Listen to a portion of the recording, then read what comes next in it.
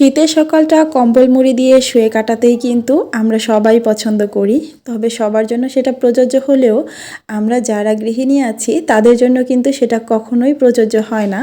আমাদের কিন্তু খুব ভোরে ঘুম থেকে উঠতে হয় এবং কি সংসারের কাজে লেগে পড়তে হয়। তো আমি কিভাবে ভোরে ঘুম থেকে উঠি এবং কি সকালে আমার কাজের রুটিনটা কেমন থাকে সেটাই আজকের ভিডিওতে আপনাদের সাথে শেয়ার করব। বলতে পারেন শীতের সকালের একটা ভিডিও। আশা করি আজকের ভিডিওটা আপনাদের সবার কাছে অনেক বেশি ভালো লাগবে। আসসালামু আলাইকুম, কেমন আছেন আমার প্রিয় আপুরা? আশা করি আল্লাহর রহমতে যে যেখানেই আছেন সবাই অনেক অনেক ভালো আছেন এবং কি সুস্থ আছেন। আপনাদের সবার সুস্বাস্থ্য কামনা করে আজকে নতুন আরেকটি দিনে আরও একটি ভিডিও শেয়ার করতে যাচ্ছি। আশা করছি আজকের ভিডিওটি আপনাদের সবার কাছে অনেক বেশি ভালো লাগবে। আমার সকালটা অনেক আগে শুরু হয়েছে। সকালে উঠে ভাত রান্না করে 2 রকমের ভর্তা বানিয়ে হাজব্যান্ডকে খাইয়ে অফিসে পাঠিয়ে দিয়েছি। এখন হচ্ছে আমার বাদবাকি সংসারে যত কাজ আছে সেগুলো সব কিছু করে নিব, সাথে আরও কিছু রান্না বাকি আছে সেগুলোও করব। তো ভাবলাম আপনাদেরকে সাথে নিয়েই করা যাক, যাতে করে ছোট্ট করে আপনাদের সাথে একটা ভিডিও শেয়ার করতে পারি। আমার প্রিয় আপুরা আমার ভিডিও দেখতে অনেক বেশি পছন্দ করে, এটা তাদের প্রতিনিয়ত কমেন্ট দেখলেই আমি বুঝতে পারি। গত ভিডিওতে বলেছিলাম আমার ভিডিও করতে একটু অলসতা লাগে ইদানিং। সেই কথাটা শুনে একজন আপু এত সুন্দর করে কমেন্ট করেছে যে আপু তোমার ভিডিও দেখার জন্য হাজার হাজার মানুষ অপেক্ষা করে, তুমি এই কথা আর বলবা না যে তোমার ভিডিও করতে অলসতা লাগে। এটা শুনলে খুব খারাপ লাগে, কারণ তোমাকে অনেক ভালোবাসি, তোমার ভিডিও অনেক পছন্দ করি। তা আসলে আপুদের এরকম ছোট ছোট কমেন্টগুলো এত বেশি মনে প্রশান্তি যোগায়, কাজের প্রতি এত বেশি উৎসাহ যোগায়, যেটা বলে শেষ করা যাবে না। ইউটিউব থেকে কিন্তু আমরা বলতে গেলে ওই রকম কোনো পারিশ্রমিকই পাই না, বিনা পারিশ্রমিকেই বলতে পারেন একরকম এখানে কাজ করে যাই। যে পরিমাণ কষ্ট সে পরিমাণ কোনো কিছুই এখান থেকে পাওয়া যায় না, শুধুমাত্র ভালোবাসার জোরে এখানে আছি। গত ভিডিওতে দেখিয়েছিলাম পানির অভাবে আমার প্রতিটা গাছ একদম নেতিয়ে গিয়েছে, বিশেষ করে এই যে তুলসী গাছ তো একদমই মরে যাওয়ার মতো অবস্থা ছিল। তবে পানি দেওয়ার পরপরই কিন্তু গাছটা মাশাআল্লাহ খুব সুন্দর হয়ে গিয়েছে, একদমই সতেজ আছে। ঠান্ডা লাগার পর কিন্তু এই গাছটা আমার অনেক কাজে এসেছে। আমি এই গাছের পাতা মধু দিয়ে খেয়েছি, বেশ অনেকটাই উপকারও পেয়েছি। তো বাচ্চাদেরকেও খাওয়ানোর চেষ্টা করি। আসলে না, এই টুকটাক কাজগুলোতে অনেক বেশি অলসতা কাজ করে। ইম্পর্টেন্ট কাজগুলো করে নেওয়ার পর এই ধরনের কাজগুলো করার আর কোনো এনার্জি খুঁজে পাই না। তো যাই হোক, এখন তো সংসারের এক এক করে কাজগুলো করে নিচ্ছি। ভিডিও শুরুতেই বলেছিলাম যে গৃহিণীদের শুয়ে থাকার কোনো অপশন নেই শীতের সকালে কম্বল মুড়ি দিয়ে। তবে গৃহিণীদের পাশাপাশি কিন্তু আমার হাজব্যান্ডেরও কোনো অপশন নেই। তো আমার হাজব্যান্ডের হচ্ছে 7টা থেকে 7টা 10-এর মধ্যে বাসা থেকে বেরিয়ে যেতে হয় অফিসের জন্য। তো বুঝতেই পারেন অনেক সকালে তার ঘুম থেকে উঠতে হয় এবং কি ফ্রেশ হয়ে রেডি শেডি হয়ে অফিসের জন্য বেরিয়ে পড়তে হয়। তো আমার হাজব্যান্ড কিন্তু মাঝে মাঝে আমাকে ছুটি দেয়, বলে যে আমি বাহিরে হোটেল থেকে খেয়ে নিব, তো তুমি একটু শুয়ে থাকো, পরে উঠে রান্নাবাড়া করে তারপর বাচ্চাদেরকে নিয়ে খাওয়া দাওয়া করে নিও। তবে তাকে ছুটি দেওয়ার মতো কোনো সুযোগ কিন্তু আমার নেই, কারণ তার সাপ্তাহিক যেহেতু কোনো ছুটি নেই, তার কিন্তু লাগাতার দিনের পর দিন পরিশ্রম করে যেতে হয়। তবে আমি কিন্তু বেশিরভাগই সকালে উঠে যাই, আমি লেট করে উঠি না, কারণ লেট করে উঠলে বাচ্চারাও আমার সাথে সাথে উঠে যায়। সেই সময় ওদেরকে নিয়ে আমার কাজ করতে কিন্তু অনেক কষ্ট হয়ে যায়, কারণ ঘুম থেকে ওঠার পর সবারই পেটে ক্ষুধা থাকে। তো ছোট বাচ্চাকে খাবার দিব না বড় বাচ্চাকে খাবার দিব, সেই সাথে নিজের পেটেও ক্ষুধা থাকে, মেজাজও খিটখিটে হয়ে যায়, আর খাবার তো রেডি থাকে না। তো আমি নিজেরটা নিজে বুঝলেও 2জন বাচ্চা কিন্তু বুঝে না, তারা কিন্তু খাবারের জন্য কান্নাকাটি শুরু করে দেয়। এই কারণে আমি চেষ্টা করি ওরা শুয়ে থাকা অবস্থায় ভোরে ঘুম থেকে ওঠার জন্য এবং কি রান্নাটা শেষ করে নেওয়ার জন্য।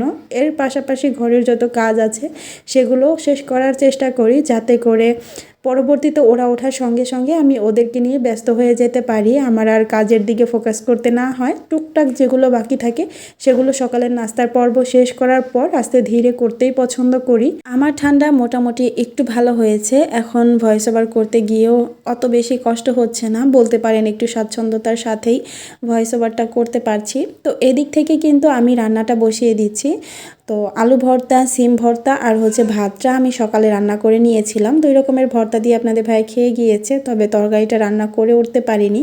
মাছটা ভিজানো ছিল, মাছটা কেটে তারপর হচ্ছে আমি রান্নাটা বসিয়ে দিয়েছি আপনাদের ভাইয়া যাওয়ার পর। সুরমা মাছ ভুনা করে নিচ্ছি, আর এদিক থেকে শুভানার জন্য একটু তরকারি রান্না করছি। আজকে হচ্ছে খিচুড়িটা বসালাম না, ভাবলাম শুধু সবজিটাই রান্না করে ফেলি। তো খাওয়ানোর সময় আমাদের রান্না করা ভাত, সেই সাথে হচ্ছে মাছ ভুনা থেকে মাছটা নিয়ে একটু ধুয়ে তারপর সবজি মুড়ির সাথে মিক্সড করে খাইয়ে দিব। এখানে হচ্ছে লাউ, পেঁপে আর শিম। আমি একটু হলুদ, একটু ধনিয়া আর সামান্য একটু লবণ দিয়ে আর একটু সরিষার তেল দিয়ে পানি দিয়ে বসিয়ে দিয়েছি, কারণ এই বয়সে হচ্ছে আপনার লবণটা স্কিপ করাই ভালো। তবে অনেক সময় আছে কি একদমই লবণ না দিলে বাচ্চারা খেতে চায় না, এই কারণে হচ্ছে একটু লবণ আমি দেই। তবে আপনারা যদি পারেন বাচ্চাকে 1 বছর 1.5 বছরের মধ্যে লবণটা দিবেন না, মানে 1 বছরের মধ্যে লবণ চিনি একদমই দিবেন না। আমি শোভানাকে চিনি দেই না, তবে লবণটা মাঝে মাঝে একটু একটু দেই, এই আর কি। আর তাছাড়া আমাদের খাবার থেকে যেটা ওকে ধুয়ে খাওয়ানো যায় সেটা তো লবণ কিছুটা যায়। এখন কিন্তু আমার খুব একটা ঝামেলা নেই, আমাদের ভুনা তরকারিটাও বসিয়ে দিয়েছি, সেই সাথে সুভানার তরকারিটাও বসিয়ে দিয়েছি। এরপরে চুলাটা অফ করে দিব, আর কোনো রান্নাবাড়া নেই। তো এখানে সকালে কিন্তু ভাতের মধ্যে ডিমটা সিদ্ধ করে নিয়েছিলাম, আপনাদের ভাইয়ার ডিম সিদ্ধটা তাকে খাবারের সাথে দিয়ে দিয়েছি। আর আমার 2 মেয়ে, সেই সাথে আমার ডিম সিদ্ধটা রয়ে গিয়েছে, সেগুলো আমি ছিলে সুন্দর করে রেখে দিলাম। সকালে নাস্তা করার সময় দেখা গেছে সবারটা সবাই খেয়ে নিতে পারবে। আমারটা আমি আগেই এক ফাঁকে খেয়ে নিব, ওদেরটা ওরা যখন উঠবে তখন ওদেরকে দিব। গতদিন রাতে আপনাদের ভাইয়া ডিম নিয়ে এসেছিল 30টার মতো, তো সেগুলো এমনিতেই রেখে দেওয়া হয়েছিল যেহেতু রাত। তো এখন হচ্ছে আমি এগুলো ধুয়ে সুন্দর করে ঝুড়িতে রেখে দিব।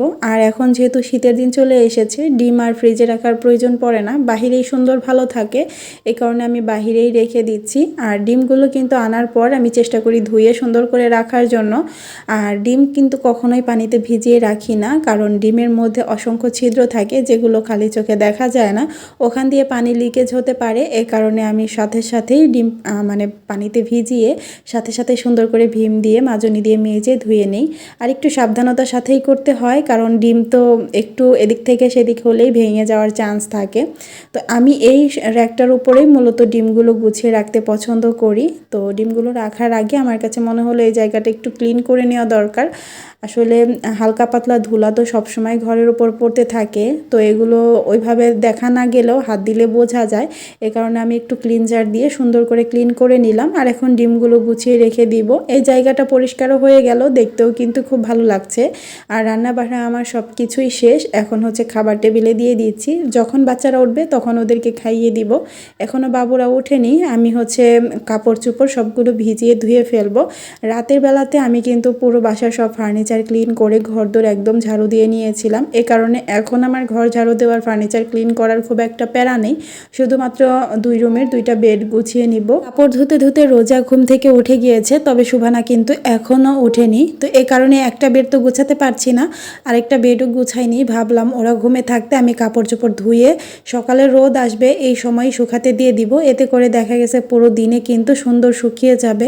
নয়তো একটু দেরি করে ধুয়ে দিলে এগুলো আজকে আর শুকাবে না। আর বাচ্চাদের কাপড়, এত কাপড় কোথা থেকে যে বের হয় মানে বলে শেষ করা যাবে না। আমি শুভানাকে প্রতিদিনই দেখা গেছে 2টা করে ডাইপার পরাই, সাথে আবার রাতেও পরাই। এরপরও কিন্তু দেখা গেছে 1-2 ঘন্টা 3 ঘন্টার মতো ও ডাইপার ছাড়া থাকে, আর ওই টাইমটাতেই কিন্তু এতগুলো পায়জামা ও ভিজিয়ে ফেলে। ওকে গরমের সময় আমি যদি একটু কমোটে ধরতাম বা ওয়াশরুমে নিয়ে ধরতাম, শীষ বললেই সুন্দর করে শীষ করে দিত। তবে এখন শীত আসার পর ওর শীষ আসলেও কিন্তু সেই শীষটা করে না, মানে আমি ধরার পরে ও দেখে গেছে ওর পেনের মধ্যে করে দিতেই বেশি পছন্দ করছে। আর এই কারণে আমার কষ্টটাও বেশি হয়ে যাচ্ছে। দিনের বেশিরভাগ টাইমই ও প্যাম্পাসের মধ্যে থাকে, তবে কিছুটা সময় কিন্তু প্যাম্পাস ছাড়াও বাচ্চাদেরকে রাখতে হয় ওদের কমফোর্টেবলের জন্য। আর এ কারণেই হচ্ছে দিনে 2-3 ঘন্টার মতো ওকে প্যাম্পাস ছাড়া রাখা হয়। তো এভাবেই মূলত বাচ্চাদেরকে নিয়ে সময়গুলো আমার যাচ্ছে। সংসারের কাজগুলো মানে মেজর যে কাজগুলো থাকে সেগুলো চেষ্টা করি সকাল সকাল সেরে নেওয়ার জন্য, যাতে করে দিনটা আমি বাচ্চাদেরকে নিয়ে আরামায়েশে কাটাতে পারি, খুব একটা বেশি প্রেশার আমার উপর না পড়ে। এই যে এদিক থেকে শুভানা কিন্তু ঘুমাচ্ছে, তো ওর বালিশ হচ্ছে একদমই নিচে, আপনারা ওই যে দেখতে পাচ্ছেন ওখানে ওর মাথাটা থাকার কথা, ও কিন্তু আগাতে আগাতে মাথা কোথায় নিয়ে এসেছে। এই জায়গাটা কিন্তু ফাঁকা, ও কিন্তু এখন এদিক থেকে পড়ে যাবে একটু নড়া দিলেই। আমি কিন্তু ওর পা ধরে টেনে নিচের দিকে নামিয়ে দিয়েছিলাম। রোজা যখন ছোট ছিল সেই সময় কিন্তু রোজাও শুয়ে অনেক বেশি উথাল পাথাল করতো সারা রাত। দেখা গেছে মাঝে মাঝে ওকে পাওয়া যেত না, ও পায়ের নিচ দিয়ে গিয়ে আছে, আবার দেখা গেছে মাথার উপর দিয়ে আছে, আবার দেখা গেছে আমাকে ডেঙ্গিয়ে ওর বাবার কাছে চলে গেছে, মানে এরকমটা করতো। তো এখন তো বড় হয়েছে, কোলবালিশ দিয়ে শোয়াই, তো এখন আর অত ঝামেলা করতে পারে না। তো শুভানাকেও আমি কোলবালিশ দিয়েই শোয়াই, তবে শোয়ালে কি হবে, সেই রোজার মতোই অবস্থা। দেখা দেখা গেছে সারা রাত তাকে টানতে টানতে আমার অবস্থা খারাপ, এদিক থেকে সেদিক, সেদিক থেকে এদিক, এরকমই হতে থাকে। মাঝে মাঝে তো আমাকে ডেঙ্গিয়ে রোজার কাছে চলে আসে, এখন তার ওর বাবাকে পায় না, তো রোজার কাছে চলে আসে। অনেক দিন থেকেই ভাবছিলাম মানি প্লান্ট গাছের কাটিং করব, কিছু হচ্ছে চারা দিব আর কি। তো পানি থেকে যখন শিকড় বেরিয়ে আসবে তখন মাটিতে লাগিয়ে দিব, সুন্দর করে দ্রুত হয়ে যাবে। তবে এই কাটিংগুলো অনেক দিন থেকে ভাবলেও আর করা হচ্ছিল না। ফাইনালি আজকে বেশ কিছু ডাল বড় হয়ে গিয়েছিল, সেখান থেকেই কিছু কাটিং করে নিয়েছি। ভেবেছিলাম এইটার মধ্যে হচ্ছে আমি পানি দিয়ে গাছগুলো রাখবো, দেখতে বেশ ভালো লাগবে। তবে এটার মধ্যে রাখার পর দেখলাম যে না, সুন্দর করে রাখা যাচ্ছে না, দেখতেও ভালো লাগছে না। এ কারণে কিন্তু এই পটটা আমি চেঞ্জ করে দিয়েছি। চেঞ্জ করে সুন্দর একটা মাটির পট নিয়ে এসেছি। এগুলোতে হচ্ছে দই খাওয়া হয়েছিল একটা রেস্টুরেন্টে গিয়ে, তো সেখান থেকেই আমি খাওয়ার পরে নিয়ে এসেছিলাম। এগুলো ক্লিন করে রেখে দিয়েছি, 3টার মতো আছে আমার কাছে, তো একটা বের করে নিয়েছি। এটার মধ্যে হচ্ছে এখন এই মানি প্লান্টগুলো সুন্দর করে গুছিয়ে রাখবো। তো ভেবেছি 3টা যেহেতু আছে, 3টার মধ্যেই আমি গাছ লাগাবো। আর এগুলো কিন্তু গাছ লাগানোর পর দেখতে বেশ ভালো লাগবে, সুন্দর টবের মতো দেখতে। তো আমি সবগুলো ডাল সুন্দর করে একটা রাবার ব্যান্ডের মাধ্যমে মানে একটু বেঁধে নিয়ে তারপর গুছিয়ে রেখেছি। এখন কিন্তু দেখতে বেশ ভালো লাগছে। আমাদের অর্গানিক হেয়ার অয়েলের উপরে যে একটা বিশেষ অফার চলছে, এটা কি আপনারা জানেন? ডিসেম্বরের 15 তারিখ পর্যন্ত কিন্তু আমাদের এই অফারটা থাকবে। 2টা বোতল একসাথে নিলে পুরো বাংলাদেশ ডেলিভারি চার্জ একদম ফ্রি। যেসব আপুরা অলরেডি আমাদের এই তেলগুলো নিয়ে ফেলছেন তারা তো অনেক বেশি লাভবান হচ্ছেন এবং কি খুব ভালো ভালো রিভিউ দিচ্ছেন। তো যারা এখনও আমাদের অর্গানিক হেয়ার অয়েলটি নেননি তাদেরকে বলবো এই অফার মিস করা যাবে না, একবার হলেও আমাদের অর্গানিক হেয়ার অয়েলটি নিয়ে দেখুন। এই শীতের সময় আমাদের সবার চুলই কিন্তু অনেক বেশি ড্যামেজ হয়ে যায়, আর এই ড্যামেজ চুলগুলোকে সুন্দর ঝলমলে আর অনেক দ্রুত বড় করার জন্য কিন্তু অবশ্যই আমাদের এই অর্গানিক হেয়ার অয়েল 100% কার্যকারী। প্রাকৃতিক 35টি উপাদান দিয়ে আমি নিজের হাতে এই তেলটি তৈরি করে থাকি। আমাদের এই তেল আপনাদের চুল পড়া বন্ধ করবে, নতুন চুল গজাবে, চুল অনেক দ্রুত লম্বা করবে, চুলের খুশকি দূর করবে, সেই সাথে চুল অনেক বেশি সফট, শাইনি এবং কি সিল্কি করবে। যারা আমাদের তেল একবার নিয়েছে তারা কিন্তু এখন আমাদের রেগুলার কাস্টমার, আলহামদুলিল্লাহ। আমার সব থেকে বেশি ভালো লাগে যারা আমাকে পার্সোনালি চিনেন আর আমার কাছ থেকে একবার তেল নেওয়ার পর ভালো রিভিউ দেন এবং কি নেক্সটে আবার আমার কাছ থেকে তেল নেন। এই বিষয়টা কিন্তু সব থেকে ভালো লাগার। যারা আমাকে চিনেন না, বিশ্বাস করে নেন, তারা তো আছেনই। তবে যেমন আমার মেয়ের পুরাতন স্কুলের যে বান্ধবীরা আছে, ভাবিরা, তারা রিপিট আমার কাস্টমার। সেই সাথে আমি আগে যে বাসায় ছিলাম সেই বাসার যে কেয়ারটেকার আছে তারাও কিন্তু আমাদের নিয়মিত কাস্টমার। এরা কিন্তু আমাকে পার্সোনালি চিনে। আমি যদি খারাপ প্রোডাক্ট দিতাম এরা কখনোই আমার কাছ থেকে তেল নিত না। অবশ্যই আমাদের তেল 100% কার্যকারী আপনাদের চুলের সকল সমস্যা দূর করার জন্য। তো অফার শেষ হওয়ার আগেই কিন্তু দ্রুত স্ক্রিনে যে নাম্বারটি দেখতে পাচ্ছেন এই নাম্বারে ইমো, হোয়াটসঅ্যাপে যোগাযোগ করবেন অথবা সরাসরি কল করেও কিন্তু আপনারা অর্ডারটি কনফার্ম করতে পারবেন। 15 তারিখে কিন্তু আমাদের অফার শেষ হয়ে যাবে। একসাথে 2টা বোতল নিলে কিন্তু আপনারা পুরো বাংলাদেশ ডেলিভারি চার্জ ফ্রি পেয়ে যাবেন। আপনারা বাংলাদেশের যে প্রান্তেই থাকেন না কেন, আমরা পুরো বাংলাদেশে ক্যাশ অন হোম ডেলিভারি দিয়ে থাকি। আজকের ভিডিওটি আমার প্রিয় আপুদের কাছে কেমন লেগেছে অবশ্যই ছোট্ট একটা কমেন্ট করে জানাবেন। ভিডিওটি ভালো লাগলে লাইক, কমেন্ট এবং কি সাবস্ক্রাইব করে আমার চ্যানেলের সঙ্গেই থেকে যাবেন। তো আজকের ভিডিও থেকে আমি এখানেই বিদায় নিব। সবাই অনেক অনেক ভালো থাকবেন, সুস্থ থাকবেন। আল্লাহ হাফেজ, আসসালামু আলাইকুম।